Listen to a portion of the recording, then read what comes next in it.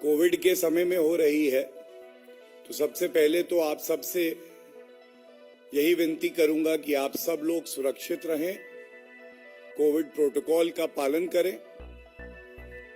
और जो बिंदु आज इस प्रेस वार्ता में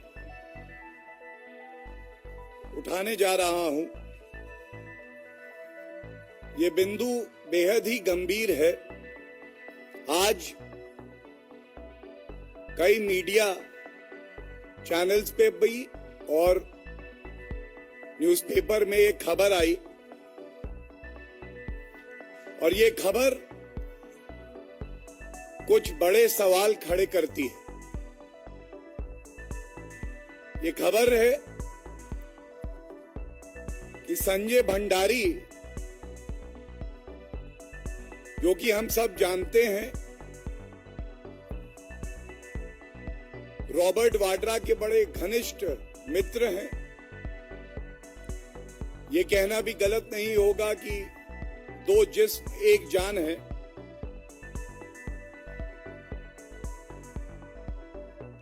ये लंदन में एक मुकदमा दायर करते हैं और ये जो मुकदमा है, इसमें इन्होंने खुद शपथ पत्र दे के स्वीकारा है कि 2011 में इनका और एक थेल्स कंपनी है जो लड़ाकू विमान होते हैं उसके अपग्रेड के लिए, आधुनिकीकरण करने के लिए वो कार्य करती है। और बड़ी विचित्र बात है कि ये मुकदमा दायर होता है तो ये वहां कहते हैं कि जो करार संजय भंडारी और थेल्स कंपनी में हुआ है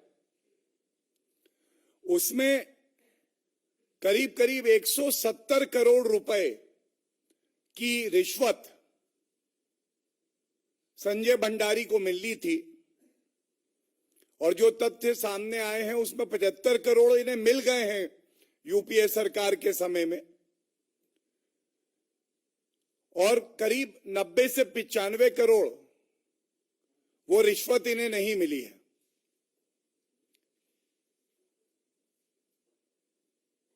ये इसलिए चिंताजनक है क्योंकि एक वाक्य में ये जो खबर आई है उससे पढ़ देता हूं, and I'm quoting from this news which says, quote, Mr. Bhandari alleges that from 2008 he helped Thales sell the upgrade of Mirage jets by facilitating a meeting with a senior Indian official. The contract was signed in 2011.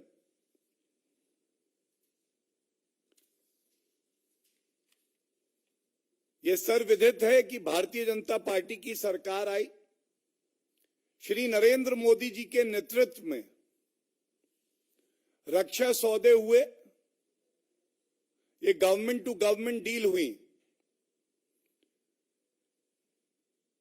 And the NDA BJP government has a policy of zero tolerance for corruption.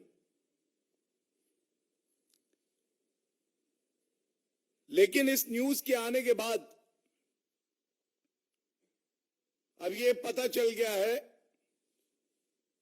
कहीं भी भ्रष्टाचार है तो Congress party का तार है, कहीं भी भ्रष्टाचार है तो कांग्रेस पार्टी का तार है। और ये जो ब्रोकर कमीशन खोरी का कल्चर है, ये कांग्रेस पार्टी में ऐसी व्यवस्था बनी हुई थी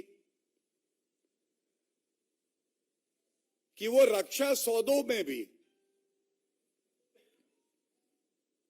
कमीशन खोरी करते थे। भ्रष्टाचार यूपीए कांग्रेस सरकार में कूट कूट के भरा हुआ है।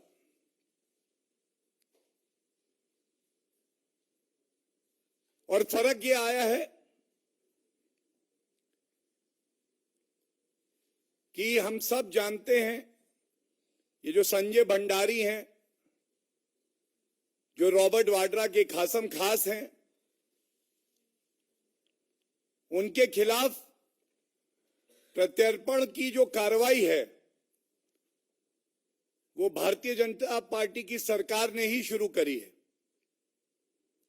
और ये खुलासा तब हो रहा है जब इसमें जो फाइनल हियरिंग है एक्स्ट्रेडिशन प्रोसीडिंग्स में लंदन की कोर्ट में, ये इसी वर्ष फरवरी में होनी है।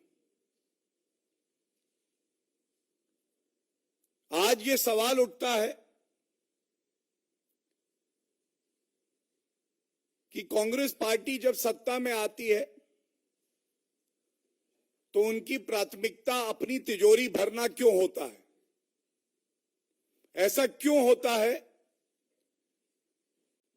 कि जवान हमारे बुलेट प्रूफ जैकेट मांग रहे होते हैं तो ये वीवीआईपी चॉपर खरीद रहे होते हैं?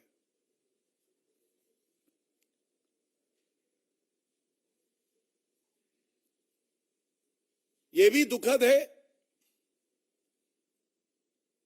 कि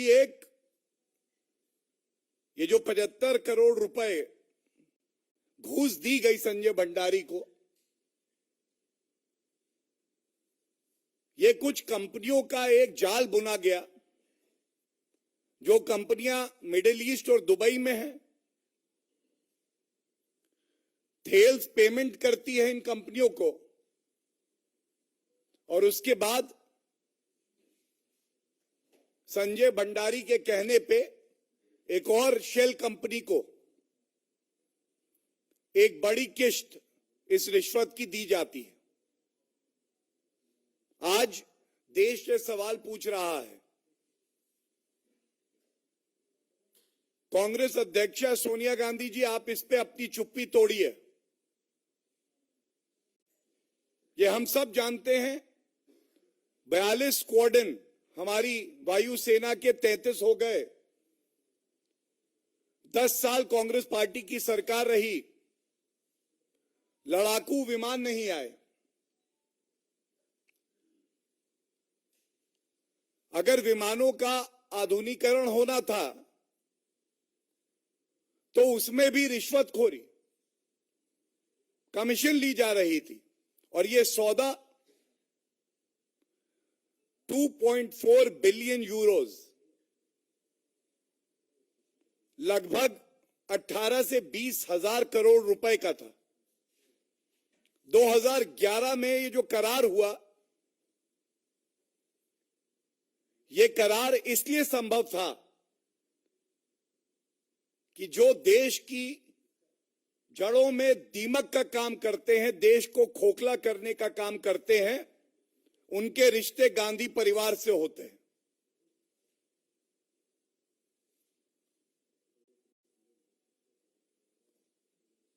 आज ये भी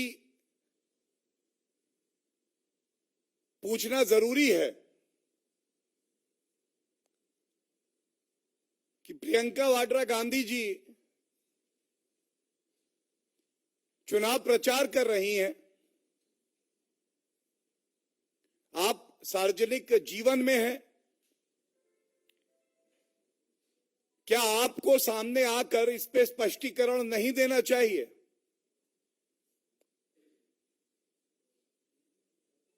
चाहे जमीन के घोटाले हों, राजस्थान में, हरियाणा में जब कांग्रेस की सरकार रही तब भी रॉबर्ट वाड्रा और संजय भंडारी का नाम आया। और पुनः इस बार हमारे देश की सेना को कमजोर करने का काम किसी ने किया तो वो गांधी परिवार ने किया।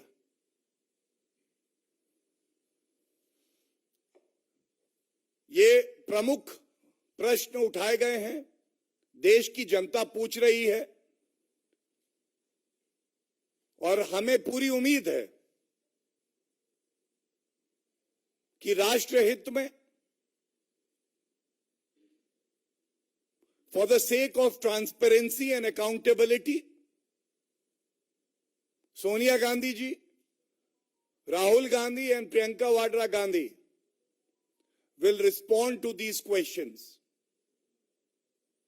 And if they decide not to respond to these questions,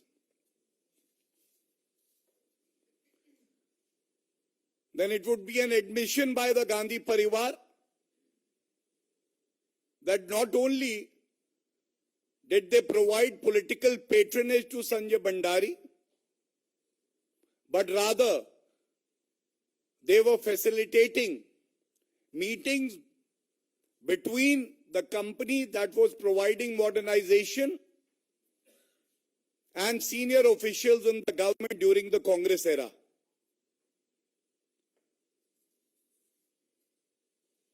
Thank you so much. Thank you for coming. And I'm sure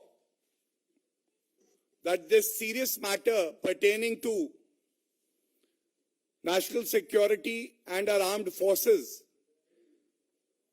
will get serious attention and coverage which it deserves. Thank you.